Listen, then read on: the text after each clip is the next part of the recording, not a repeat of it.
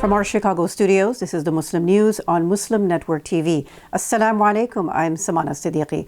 Our top story tonight: hate crimes against Muslims and Palestinians in Chicago have surged by 196% since last October, according to the Council on American Islamic Relations, or CAIR.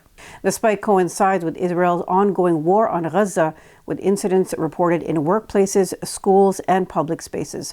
CAIR's Maggie Slavin highlights that people face backlash for showing solidarity with Gaza, facing punishment at work and sanctions on college campuses.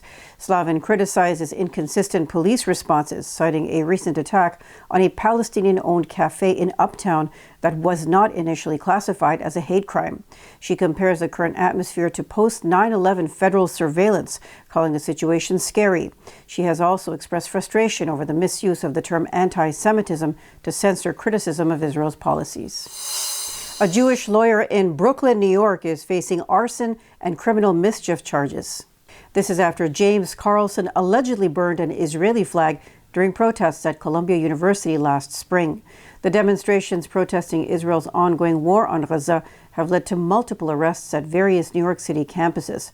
Manhattan District Attorney Alvin Bragg announced the charges against Carlson, saying that his actions went beyond peaceful protest and that such unlawful behavior will not be tolerated.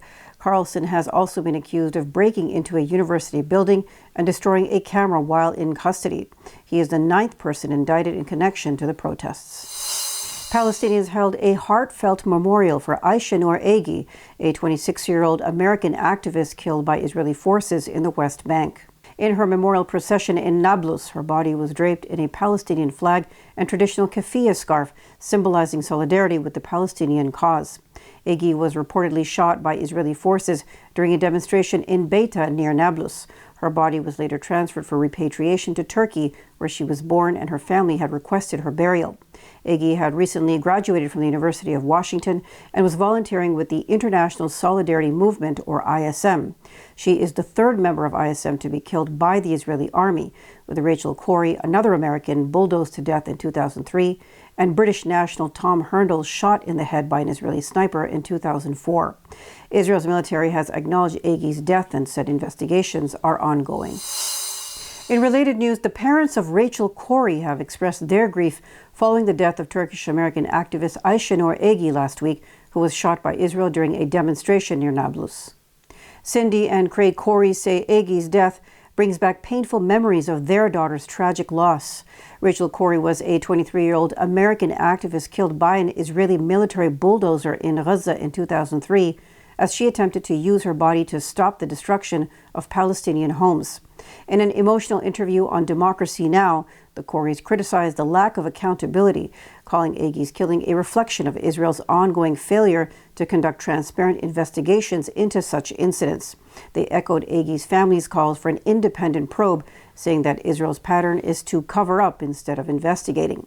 The couple urged the U.S. government to enforce consequences for these actions and called for international involvement to ensure justice.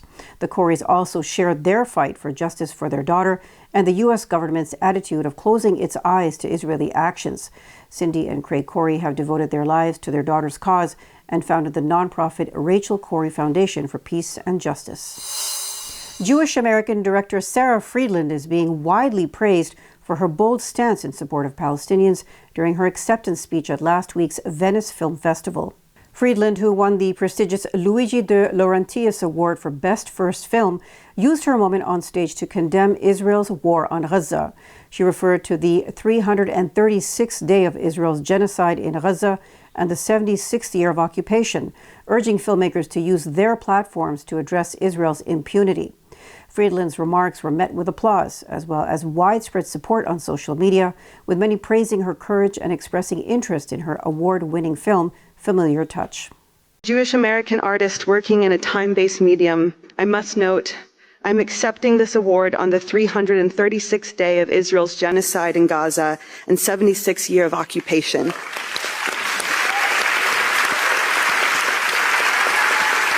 I believe it is our responsibility as film workers to use the institutional platforms through which we work to redress Israel's impunity on the global stage. I stand in solidarity with the people of Palestine in their struggle for liberation.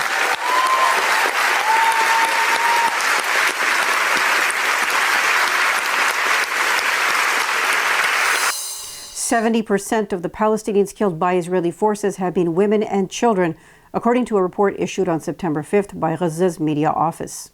A total of 3,556 massacres have occurred, with over 40,800 dead and 10,000 still missing. Israel's war on Gaza has also killed nearly 1,000 medical and civil defense workers, as well as 172 journalists. Gaza's infrastructure has been heavily hit, with 280,000 homes destroyed and over 2 million Palestinians displaced.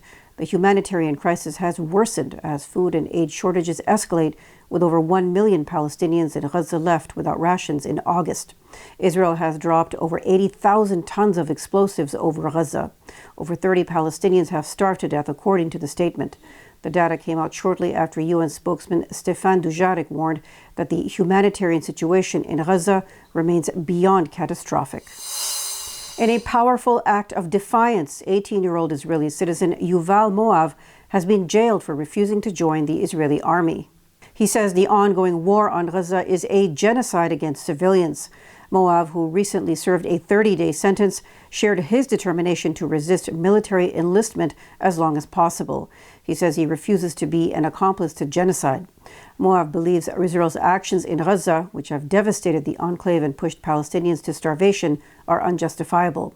He says he stands in solidarity with Palestinians and urges others in Israel to refuse compulsory military service. Despite his imprisonment, Moab remains committed to his stance, joining a small but vocal group within Israel opposing the military's war. Moab warns participating in the army now would be a lifelong stain on anyone's conscience. Israel has killed more than 40,000 Palestinians since last October. A report in July published in the British medical journal The Lancet estimated the number may actually be as high as 186,000. The majority of the victims of Israel's war on Gaza, 69%, have been women and children, according to data released by Gaza's government media office. Israel stands accused of genocide at the International Court of Justice. In the last 24 hours, Israeli airstrikes have killed 72 Palestinians and injured hundreds more across Gaza, according to local health authorities. The deadliest strike occurred near Khan Yunis, where 40 people were killed and 60 wounded after Israel hit a tented encampment designated as a safe zone. It was home to many displaced Palestinians, further heightening concerns over civilian casualties. Survivors described the area being engulfed in flames following the attack, which left massive craters in the ground. Gaza's health ministry reports that 19 bodies were recovered from the Al-Mawasi area, which is also in Khan Yunis. Israel's military claims it was targeting a Hamas command center, but Palestinian sources reject this, calling it a clear lie. International bodies, including the Euro-Mediterranean Human Rights Monitor, stated that U.S.-made Mk-84 bombs were used in the strike. The weapon was previously supplied to Israel by the U.S. in large quantities. In addition to these casualties, 32 others were killed in separate strikes across Gaza. Last month, 100 people were killed when Israel struck a school where thousands of displaced people had sought refuge. Israel has killed at least 41,020 Palestinians and injured 94,925 so far in its war on Gaza. However, the British medical journal The Lancet in July estimated that the death toll could be as high as 186,000. Israel is accused of genocide at the International Court of Justice for its ongoing war on Gaza. New footage shows abuse of Palestinians in an Israeli prison. Details after the break, so stay tuned and we'll be right back.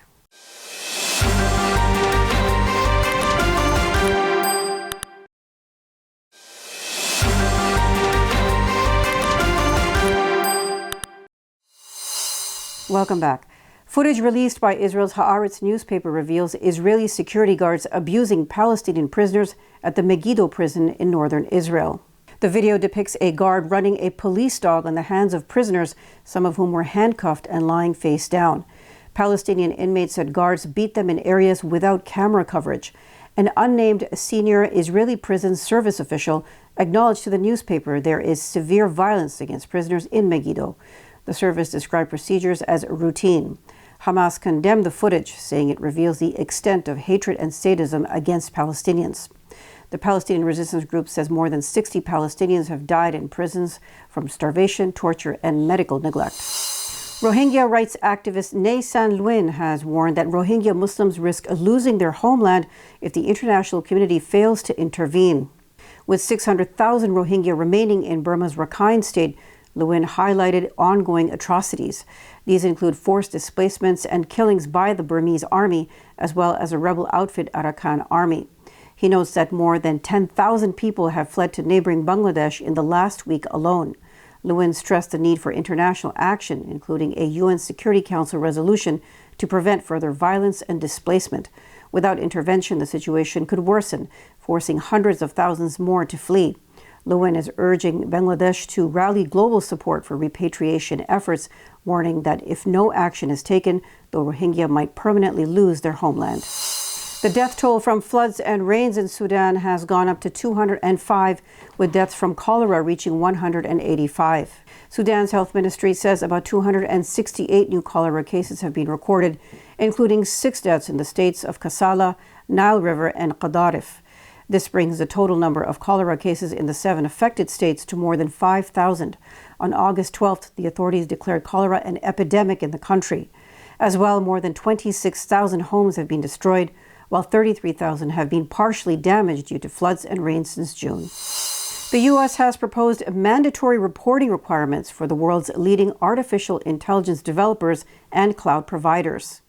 The proposed rules by the Commerce Department would require developers of the most powerful AI models and computing clusters to provide detailed reporting to the federal government.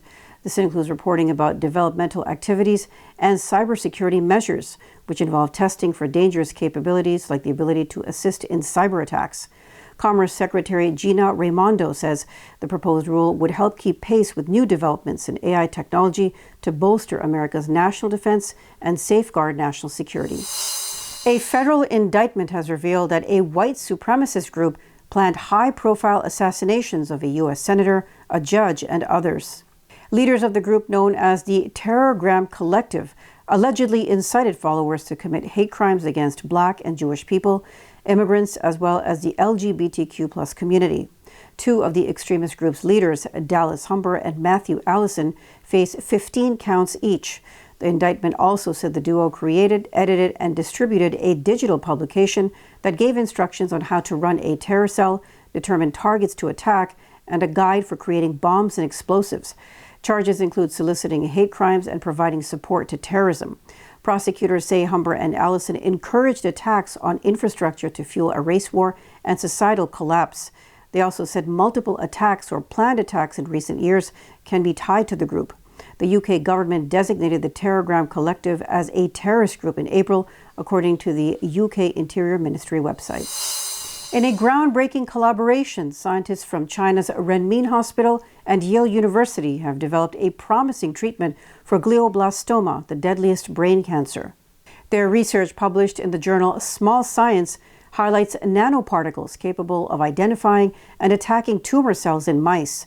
The innovation uses something called bardoxolone that successfully penetrated the blood-brain barrier, which has been a key challenge in treating brain cancers.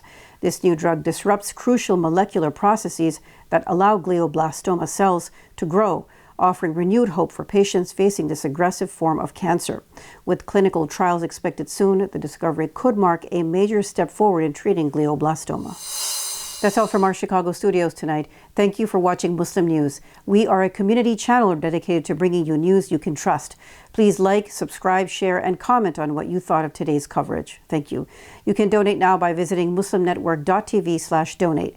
For more content, keep watching Muslim Network TV. Salam.